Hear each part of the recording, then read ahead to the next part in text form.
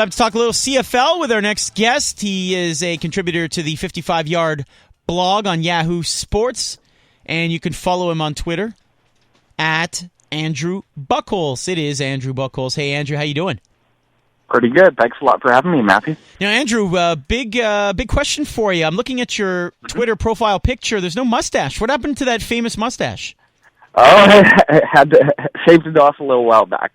Time for a new change, I guess.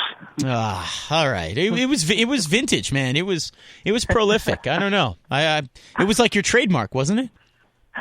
Oh, I've got to have different trademarks. I guess mine at the moment is talking too much about the CFL. So. All right, good segue. You write for the 55-Yard blog. I wanted to get to something that happened a few days ago that skipped my radar, and maybe a lot of Montrealers as well. I thought it was quite amusing. Why don't you tell the folks about the hot water that Jennifer Hedger got in locally in Toronto? Yeah, that is quite something. So what happened there was Jennifer Hedger, a TSN sports anchor, was doing a segment about various championship droughts and referencing the city of Cleveland's championship drought with the Cavaliers being in the final. And then she brought up Toronto's championship drought and said that Toronto hadn't won a championship since 1993. That's obviously not true if you consider the Argonauts' 4 championships since then. The Toronto Rock have won a number of lacrosse championships. Even Toronto FC have won the Voyageurs Cup a couple of times. So I think it was taken by a lot of CFL fans in particular as a big snub. And I think the problem really was with her language. She cited as no team in Toronto has won a championship in professional sports. Well, all of those sports are certainly professional. They may not be as big necessarily as Major League Baseball or the NBA, but they're certainly professional. And so a little more careful of word choice would have made it a non-issue. Andrew Bucholtz joining us here, and particularly since the CFL is a TSN property, you would think that she would have been a little more aware in that instance. But anyway, Andrew, a lot is being made of the run of, and for good reason, of what the Red Blacks were able to do last year in their second year. What is your expectation for the Ottawa Red Blacks coming into this year? I mean, can we really expect Henry Burris at his age to do what he did last year, or where do you have them ranked this year? Yeah, I mean, I think there's a number of factors that will go into how good the Red Blacks are. I think number one is Henry Burris. Nobody expected Henry Burris to be as good as he was last year. He had maybe the best season of his career at age 40. So if he's able to do that again, they'll certainly be good. The next question for them is how will they replace Jason Moss, their offensive coordinator who left to become the head coach of the Edmonton Eskimos. And his offense was such a big part of what they did, and especially spreading the ball around to so many talented receivers. It'll be interesting to see if they can keep that up with him gone. The next question I have with Ottawa really is how much of their success, and especially in the playoffs, especially where they stepped over Hamilton, how much was about them and how much was about the injuries Hamilton Tiger Cats had, particularly at quarterback, where they lost a couple of their best options and had to keep going further and further down the depth chart. That's nothing against what Ottawa achieved, but you have to keep in mind that the one team they were competing against took a major step back in the last part of the year thanks to losing quarterbacks. Another team, the Toronto Argonauts, had a really tough time thanks to all of their various scheduling issues and road games that should have been home games and so on.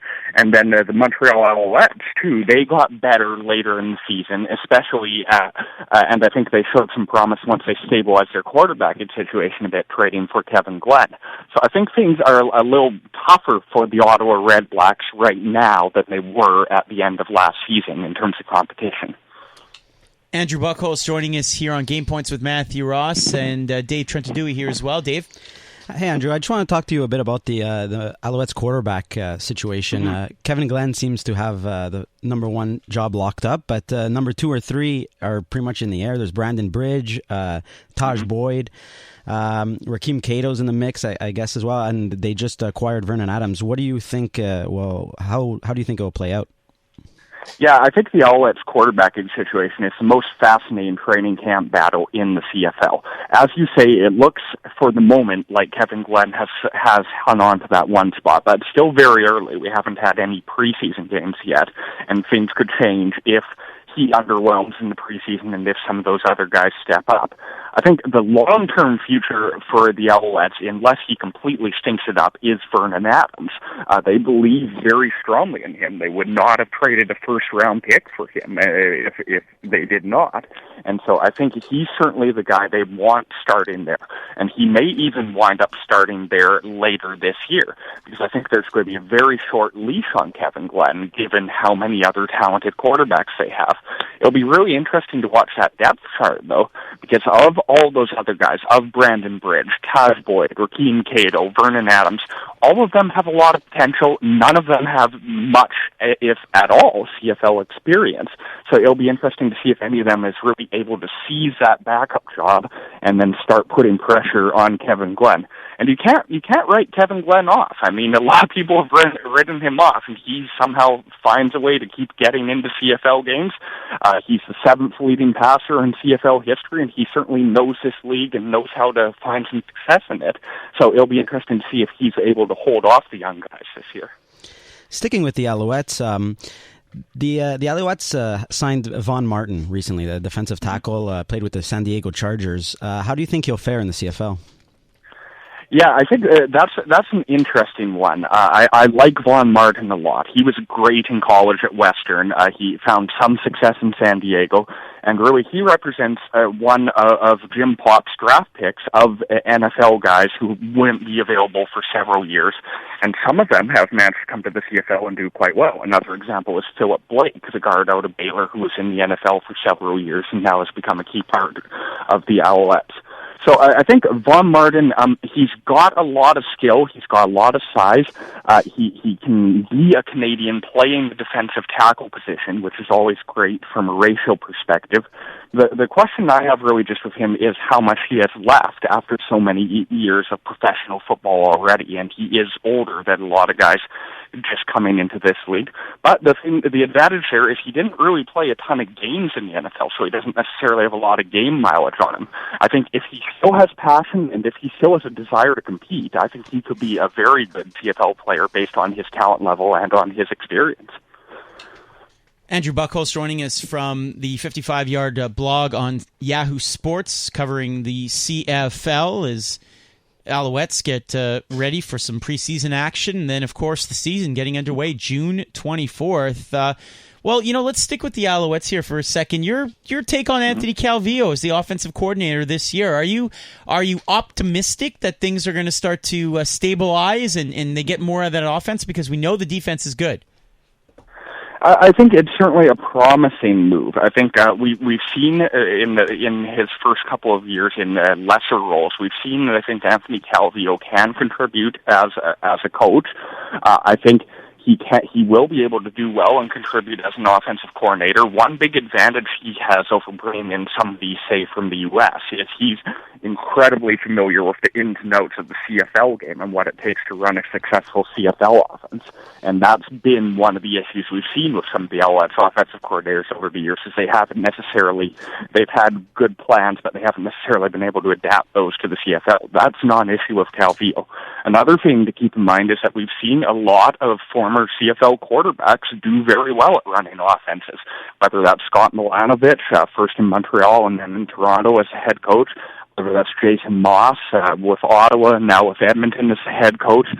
I think playing quarterback can give you a really good read on what works and what doesn't work in terms of CFL offensive schemes.